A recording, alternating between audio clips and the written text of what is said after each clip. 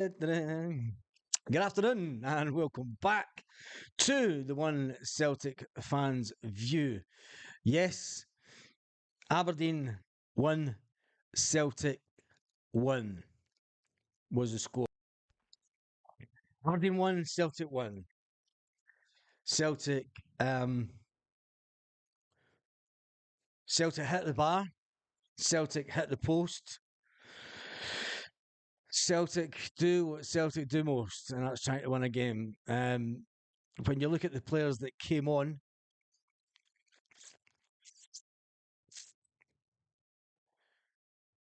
it is that was a difficult game to watch. It was offside. Lewis Palmer's shot in the first half. I think that if that had been given, and how they take three and a bit minutes for VAR to decide that it was offside, when as soon as you seen it on the screen, you knew it was offside. I think it's all about just slowing us down, but we move on. We had to keep on going. It's another advert for Scottish football. It's another advert for Scottish football being friggin' boring. It's another advert for Scottish football where a team goes to 4 or 5 at the back and then trying to hit on the break. The whole idea of football was it to be entertaining, and that was anything but entertaining from Aberdeen. That's a fact. But we were a joke. We were a joke. I thought Matt O'Reilly didn't have a particularly good game.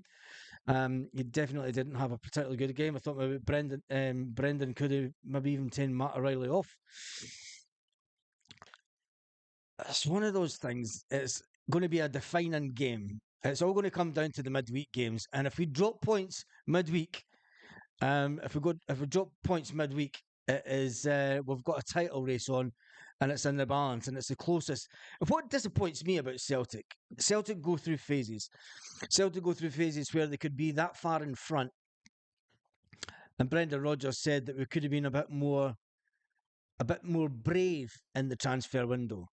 You can guarantee if the club across the city had the money that we had in the bank, they would have went out and bought Shankland, and they would have went out and bought Mavovsky for Aberdeen, who scored against us. And yes, somebody said in the video earlier it was going to be 1-1. It was 1-1, and they did say that he would score against us, and he did. I thought Nicholas Kuhn came on and looked good, and I'd even got to say, when Big Adam Ida came on, I thought his positioning was quite good. I thought his feet movement was quite good, but the fact that Rocky um, was left wanted, I thought Liam Scales needs to hold his hands up. Liam Scales needs to hold his hands up because he was out of position when the big Aberdeen striker gets a one-on-one with Rocky, and he just, Scales was way far too far up the pitch. And when you're going to push teams, people say it's us pushing teams back. You're going to get hit on the break like that, and it was shown that teams will sit and suck up the pressure and try hit us on the break, and we're not good enough. We are not good enough. Let's get to some of the comments and see. I'm also telling Scales getting overpraised. Yeah, I count about 9 times a day he gave the ball away, and bad positions. I just said that, you and boy man. I just said it. Liam Scales was completely at fault. Completely at fault for the goal. If he was in his position, Rocky doesn't get then pulled into position, and it was terrible, absolutely terrible. And I feel for the fans that are now going to drive all the way back down to Aberdeen. The Celtic way is playing no chance over the Kyogo needs help up front. Well, hopefully Kyogo's now got that help up front with big Adam Ida. It was good to see that the two of them in the box. They need to work together and get a bit of an understanding. I think that we need a big player because, let's face it, if there's balls coming in, Kyogo's just not going to get anywhere near it. The fact that there is a title race back on, Aberdeen basically,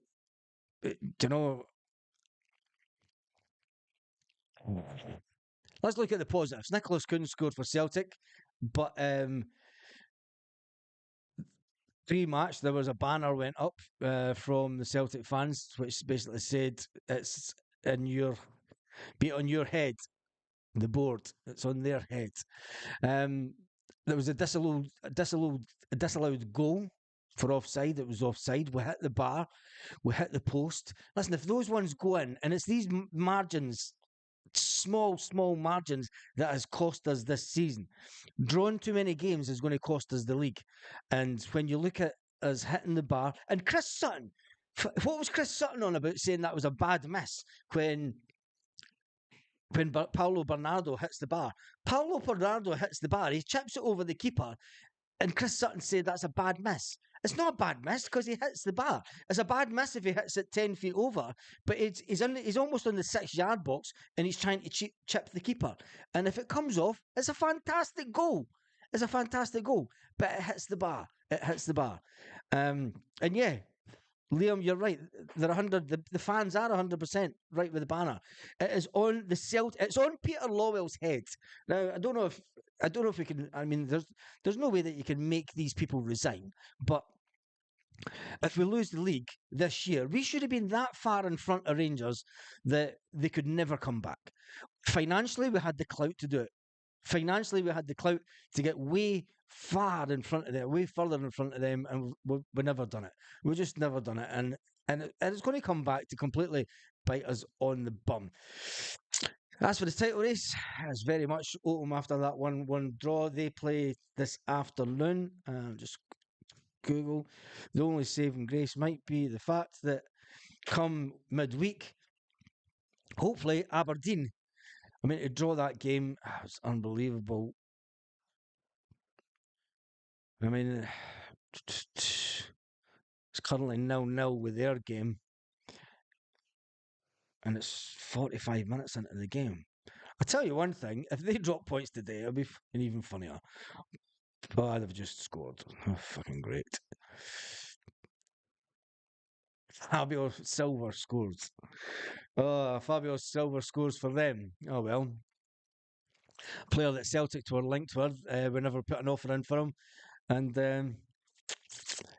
anyway, Chris Sutton has criticised Celtic for their failure to be more active in the transfer window live on Sky, particularly after that 1-1 draw. Brendan Rodgers had been expecting to bring in a left back. We never brought in a left back. We're then playing players out of position. And Nicholas Kuhn scores, but Sutton was far from happy at the end of the game. I heard a little bit of him. I mean, was it a great advert for Scottish football? Was that game really a great advert for Scottish football? The second half, it was teams maybe opened up a bit, but I thought Aberdeen sitting back and playing that stupid football where it's just, is it Celtic pushing them forward, or is it them just sitting back? I mean, they were sitting about 12 to 15 feet away from our defenders at one point. But it is all about preparing your team, preparing the PLC have to prepare the manager with the best goods they can. And if you fail to prepare, and if you fail to make advances in certain positions, you know, the fact that we're still thinking with Bernabe, and even he was brought off, I mean, he's not good enough. He's just not good enough. Just not good enough at all. The board need to sort it out. Chris Sutton, his comments were predictable. Rocky, what do you think about him? Let's get to some of the comments and see what some of these are saying. Because to me, Hart kept us in the game. Yeah, without Hart, we'd probably lose today. There's any good goalkeepers saving us those ones. I mean, Hart had a few moments today where he's kicking the ball. Joe Hart's a funny one because you get some fantastic saves from him, and then on the other hand, on the exact same game, you get him kicking the ball out and it's kicking it out the field and just kicking it up the pitch and getting nowhere. Joe Hart is an absolute. It drives me nuts. Absolutely drives me nuts. It's all ifs, buts, maybe if your granny Baz, she'd be your granddad. But Brendan Rodgers is the problem, says Andrew Taggart. Sandwich Boy says Celtic will win this league at a canter, says Sandwich Boy. He's still confident that Celtic. We ain't the team of individuals passing the ball to keep it. Yeah, we should have scored two at least in the first half. We should have. And it comes down to these fine margins, fine margins. On another day, Celtic are, I mean, I said at half time, I said, look, I've been at Aberdeen, I've been up at Aberdeen away many times, and Aberdeen score first, and Celtic win out, and we win the game. And one of the best ones is when our Australian wizard won us the game with about 2 minutes to go. But we don't seem to have players in that. I mean, they brought up the stats and said Celtic generally score the most goals after the 76th minute, and it's right. We come on, Nicholas Kuhn comes on. It was a deflection. Let's face it, it was a deflection, but he's hitting the ball on target. And you've got to be saying that if you hit the ball when it's on target, if it's a deflection, it's a goal. Do you know what I mean? But you've got to be hitting it on target. If that shot for Nicholas Kuhn was off target, the deflection wouldn't have put it in. That's a certainty. Edward says, 10 in a row all over again. The Huns will walk the league. We are rubbish. I doubt they'll walk the league. Sandwich Boys laughing. Big Bruce says, we were rotten today. The league, we can't stop chucking away points to bang average size. Does anyone think that we will beat Hibs? Well, Liam, we all know that Brendan Rodgers has not won away to Hibs. And as bad as Hibs are, it's going to be one of the most difficult games yet. I think it is now time to start playing Rocco Vata on a regular basis. Nicholas Kuhn came on, and I thought he played quite well. I'd start him. Kyogo needs dropped, is my personal opinion. I don't know what's happened to Kyogo. He doesn't seem to be the same without the Japanese players in the team. And I think that's pretty much, people will say it's the way that Brendan Rodgers has changed him. He just doesn't seem to be the same type of player since Ange Postecoglou left. He doesn't seem to be the same type of player since when his Japanese teammates aren't in the team. And I don't know what's going on with him. It's just his movement isn't as good as, and isn't as fluid as what it used to be. And he seems to have aged. But anyway, we can sit and berate the team as much as we want. But when it comes to it, the whole team was ranked rotten today. Why was Ohm not brought on before Vata? I think when you've got a young talent like Vata, and is Ohm really any better than anyone that was on that team today?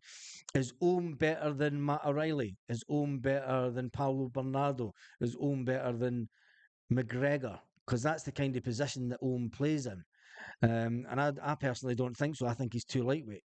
Rocco Vata is a young player that's coming through the system that knows what it means to play for Celtic, and you're hoping with that little bit of enthusiasm and kick on is the type of player that can sometimes make a difference in a season. And it's happened before with players. You sometimes bring a younger player through and they excel. They totally excel. And I think that's what we're going to end up having to do. Not a great record at Easter Road either. Oh boy, we don't have. You're awfully pessimistic. We've got to be. Williams says, poor performance, no pace, pedestrian build up, we lack urgency, we cannot win games, missing too many chances. Hail. Missing too many chances. I think Lil Abada needs to start getting past players. Lil Abada needs to start taking on players and getting past them. And the same goes for Lewis Palmer. Lewis Palmer needs to start taking on players and getting past them. Nico Kuhn came on and he got past players. It was easy. He managed to get past players. He managed to slip the ball past players, and he was a bit better. I think there's too many people at Celtic, too many players that are comfortable because we don't have top quality experience breathing down players' necks. The fact that we fell off such a long way when Greg Taylor isn't playing. I mean, Greg Taylor's not the best of players. Greg Taylor's not the best of players, but he's a damn sight better. He's a damn sight better than her little Argentinian player. Anyway, let's get back to some of the comments. Kyogo not getting fed by the wingers and is losing confidence. John says, much better than Vata, for fuck's sake. Okay, we've all got our own opinions. We need to go back to 3 till Greg Taylor and Cameron Carter-Vickers are back. I've been saying this for weeks. We need to go to a back 3 anyway, because I think if we flood the midfield a bit more and we can stop people hitting us on the break, but Brendan Rodgers will not change his method. And you can call what Aberdeen have done today is anti-football. Is it not making mistakes? Is it just making sure that that we can't win? Yeah, it's pretty much of that. But Scottish football is getting awfully friggin' boring when teams don't just sit back and it's unbelievable, unbelievable. But anyway, I think I hit the head and all. I told you Baz should have played Ramon Vaga. Yeah, we should have played. Paul says the difference between Rangers supporters are delighted to have a chance to be level on points come Tuesday when we were 8 points ahead. Celtic fans were disappointed to be only 8 points ahead. And I think that all comes down to the nature of the beast at Celtic over the last. And somebody said today they expect to win every game. Somebody said on the live this afternoon, yes, they expect to win every game. And when we do drop points, it's um, it's devastating. I mean, it is what it is. We've dropped points. We move on.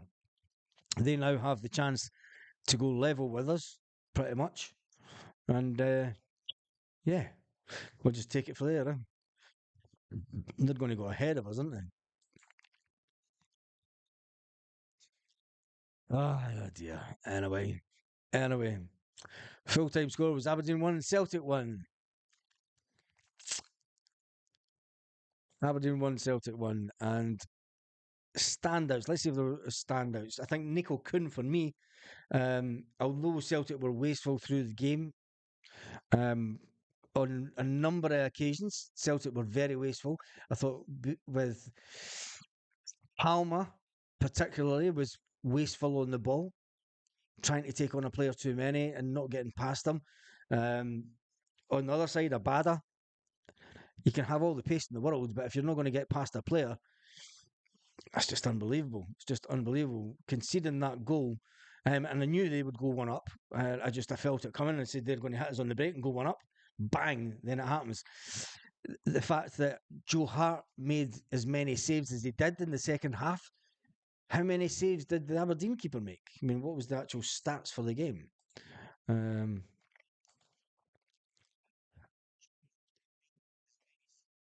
Celtic. Let's just get the stats up. So it's even worse when you look at the stats. So it's even worse when you look at the stats. So Aberdeen had 7 shots. They had 3 shots on target. Celtic had 22 shots, only 4 on target. Only 4 on target.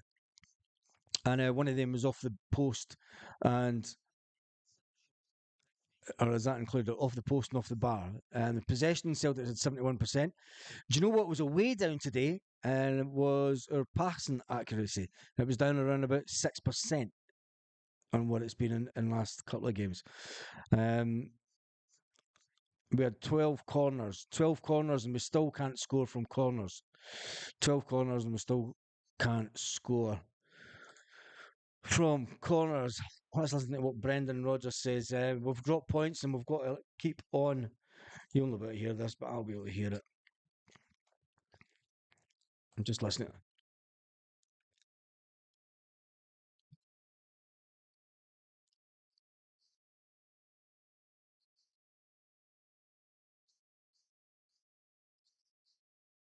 Brendan Rodgers.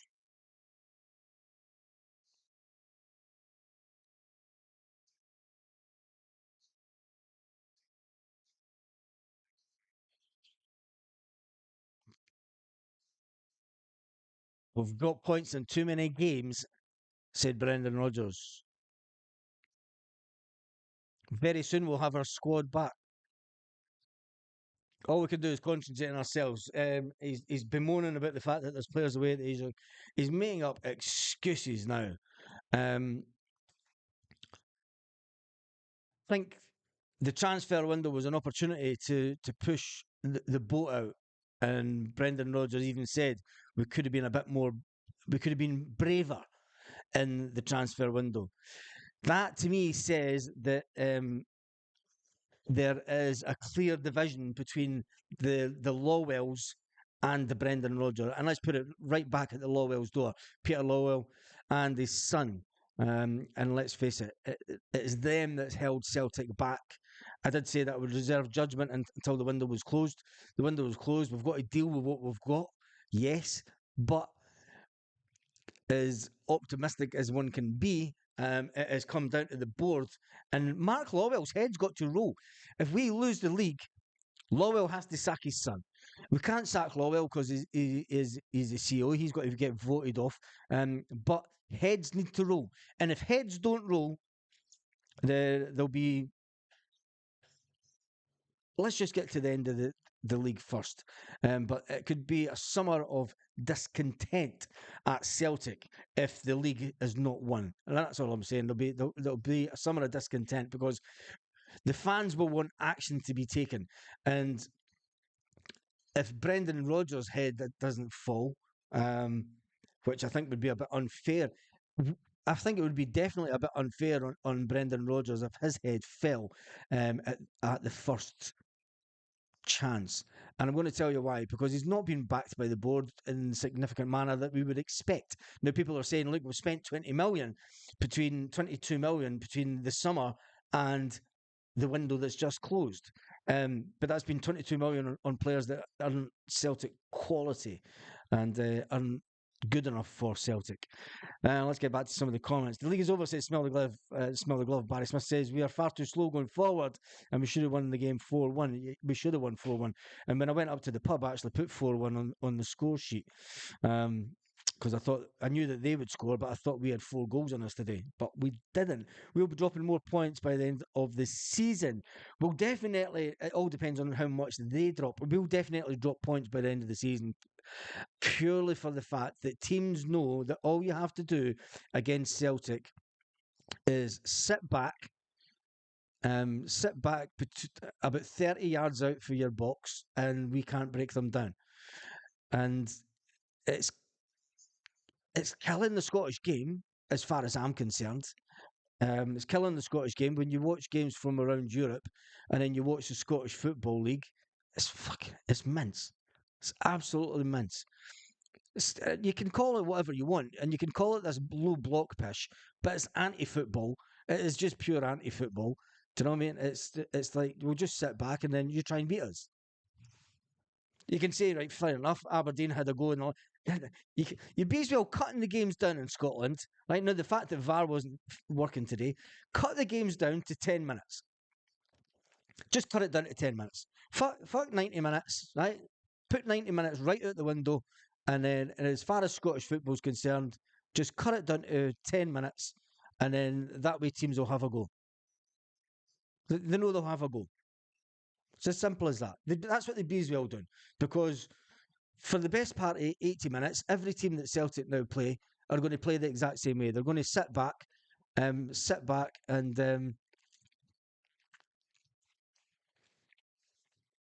up the pressure. Sit back, soak up the pressure, and then hit on the brake for the last 10 minutes. If that's what you want to go and pay your money for, that will stop people. And talking about people at the game of football, Aberdeen today gave Celtic 1,688 tickets. I think I'll just double check. Has I got? Oh, I'm not even going to bother.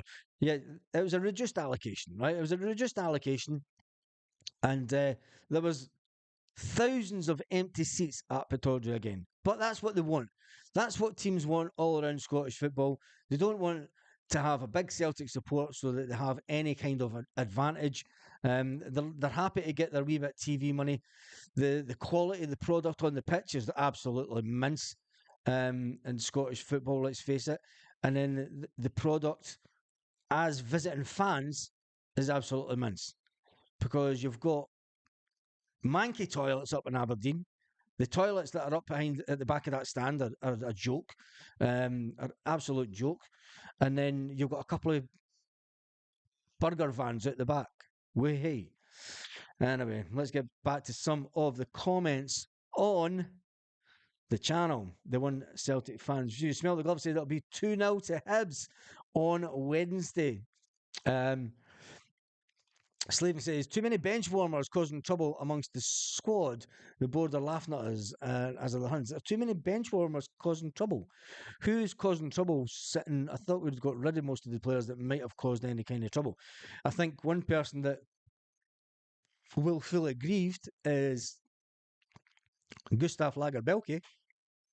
Gustav Lagerbielke will definitely feel aggrieved because he didn't even make the bench today. And he's like, do you know what? You can't tell me that I'm not good enough. You can't say to me that I'm not good enough and then not let me go. Not let me go. It's a hard one for the player. I mean, it's like where does he go from here? Anyway, let me just click on this and get on to here. Click on live, and then click on this one here.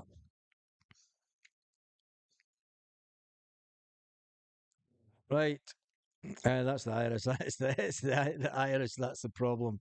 Oh dear. Right. Here we go. Stop season tickets away. Tickets. The board. What? Stop season ticket away tickets. The board will set up. Why would you stop Celtic fans going to away games? Had enough passes, Kieran. Yeah, I've had enough too. Look who came on for Burnaby, for goodness sake. Yep, we're a joke. We are a joke. Manky toilets. Yep. Now the Irish is the problem. Jesus. Hi, Baz from South Africa. Wouldn't be surprised if Rogers jumped ship. Rogers won't jump ship. He will not. Ralston. Yeah, don't even get me started about Ralston. People think that because Ralston scored the late goal back up in Inverness in Ange Postecoglou's first season that he's some kind of friggin' miracle worker. He's not. He's absolutely immense, as far as I'm concerned. James Gunn says they had Rodgers out with his tactics the last time he was here, and he's still playing the same way. We would never sell our club for a pound. Says we are throwing the league away. Rodgers is not fit for purpose. Who could get better out of these players that we've got, considering when you look at the players that were missing from last season? Anyway, don't even cross from the corners. Yeah, don't even talk to me about corners. McCarthy is for Wishaw. If Desmond pulls out, who will go in? Desmond will not pull out. Desmond will not. The board are the Scottish head of recruitment is Scottish. The Scottish head of recruitment is Scottish. Yeah, it's Lawwell. Lawwell's son. Anyway, right. I have had enough. I'm away to go get ready to go out tonight. I think I'm just going to forget about Celtic today. Um, it's just unbelievable. It's disappointing to say the least to drop points the way we did. I thought we should have been 3-1 up at one point, but it is what it is. We fight on to another day. It's 2-0 to the Huns. They're playing Livingston. Come on. They're playing Livingston, who are the bottom of the league. So then they come on here and say that they're winning and make it out as if it's some fantastic result. They're playing Livingston, for goodness sake. You expect them to win against Livingston. We expected to win against Aberdeen. There's a difference between Aberdeen and Livingston. Livingston are ranked bottom at the bottom of the table with only 13 points. You would expect them to lose that game today. Ross County, do you know, we scraped past 1-0. Aberdeen, I'll tell you one thing, Barry Robson will feel aggrieved getting sacked when his team go out and do that this weekend. And if they do the same against the Sevco on Tuesday, if they beat them midweek, it opens it right back up. Right back up. Anyway, on that note, I'm done and dusted for today. It's sickening. I will be back with the Celtic news tomorrow morning, giving you all your Celtic headlines. Yep, forget about Celtic Buzz, because the board and players have. Fight on your shoulder might be running away. Brendan Rodgers needs to go. The season's over. Nah, not at all. Not at all. Sad state of affairs. The Slaven, Lawwell and his son, Tipstone son, more like, yes, it is that. Right, well, that's us. I've done the half hour. That's it. Hail, Baz, Aberdeen manager. Livingston wee fanboy. Sevco in charge. Yeah, exactly. Exactly. Anyway, thank you for everyone that's been watching. What are we sitting at subscribers? Oh, well, it's even went up tonight. We're sitting at 15,059 subscribers. So to all the haters out there, the number just keeps going up no matter what you